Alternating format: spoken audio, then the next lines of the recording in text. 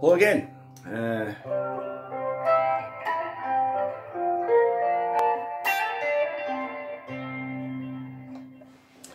As promised or threatened, this is going to be the first in a long series.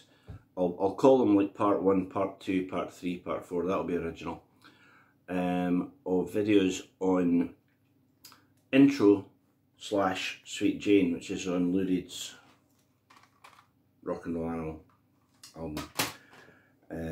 I think I've said before that if you get a bunch of guys, you know, having a beer or a refreshing Thai Fu QT,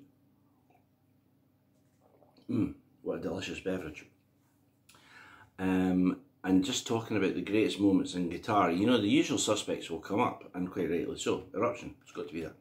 Twin lead solo in Hotel California. Probably someone will mention Dave Gilmour for Comfortably Numb. Jimmy Page, where'd you start?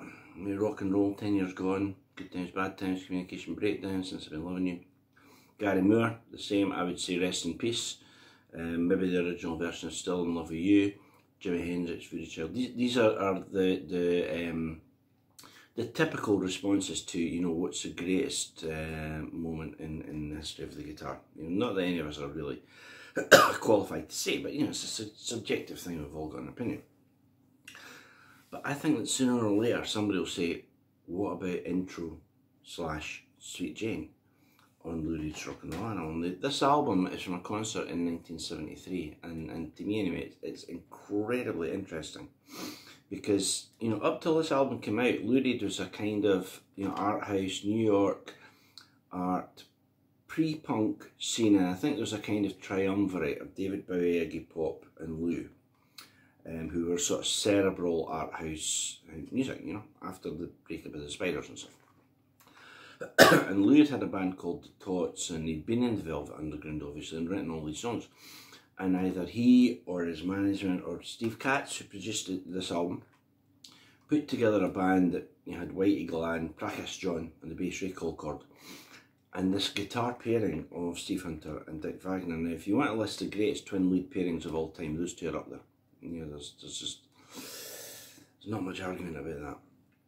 And suddenly you had these Velvet Underground lo-fi songs played by probably the crack rock and roll band on the planet at that point. And they're very, very guitar heavy. For example, in the second album, Lou Reed Live, which I'll get to in a minute, there's what is termed a guitar battle between Steve and Dick. You know, it's, you know, to this day, it's sensational. 50 years later, you know, it'll be 50th anniversary next year. It's just unbelievable. And I remember in an interview, someone had said to Lou Reed, you know, why do you just stand by? You know, it's your show. It's like, you know, Lou Reed's on the ticket, and let these guys play a 10-minute guitar battle. And he said, well, I just love listening to it. You know, it's fantastic. So, this album came out, Rock and Roll Animal. I was introduced to it by a friend of mine, Colin, who, you know, he said to me, have you heard this? You know, this is like guitar playing on a level, you know. In an era of, you know, Montrose and Zeppelin, Leonard Skinner, Wishbone, you know, just the golden era of guitar, if you like. And he put it on, and I was just absolutely mesmerised.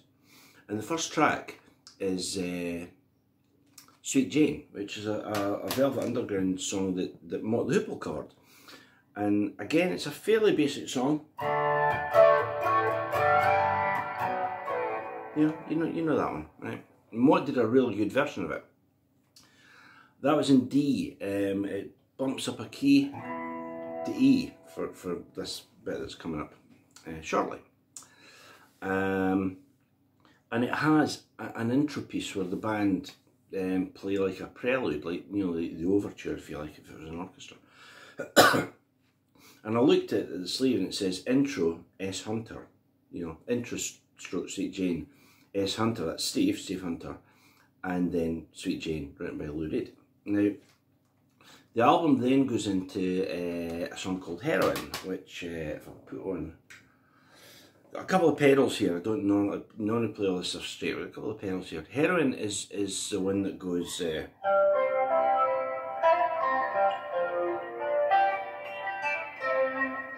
Yeah, that one, and you can hear it's got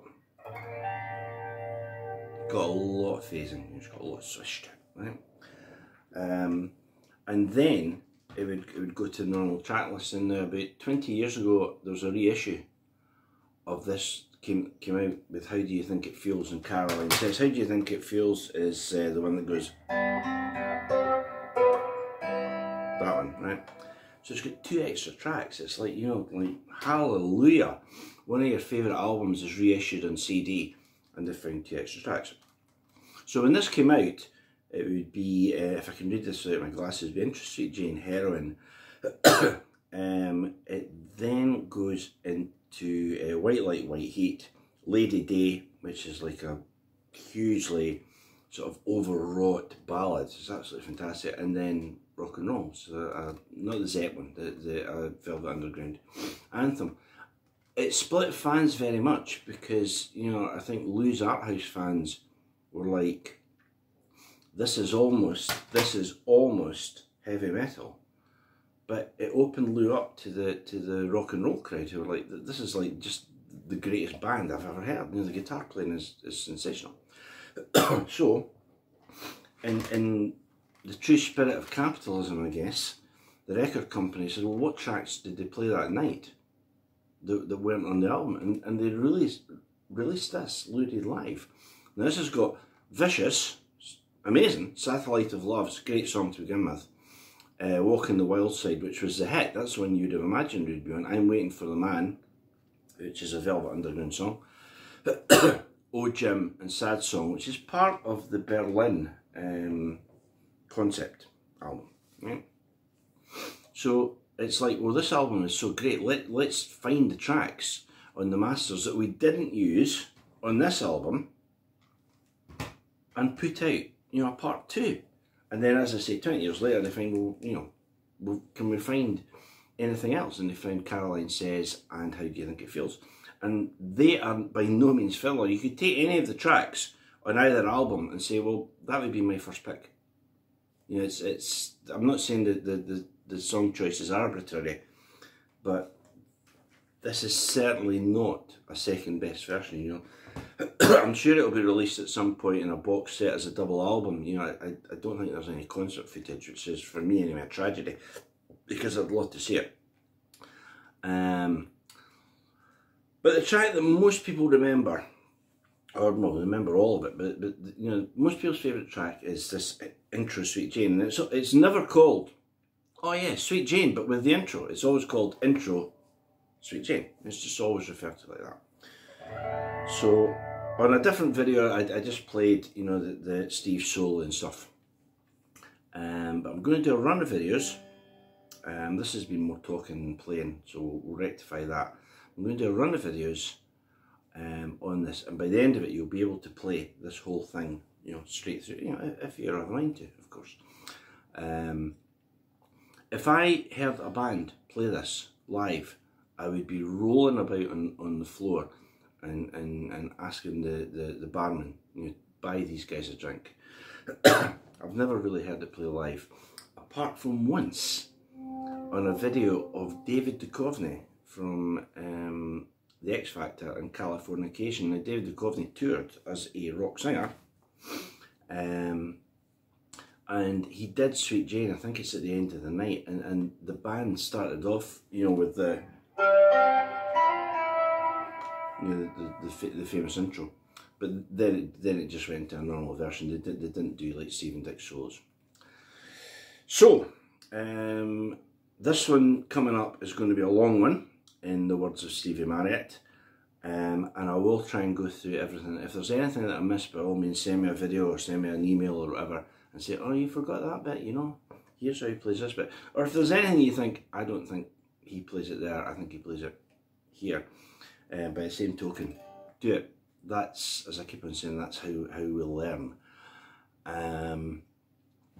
So, next video will be the start of Intro, Sweet Jane, so please stay posted.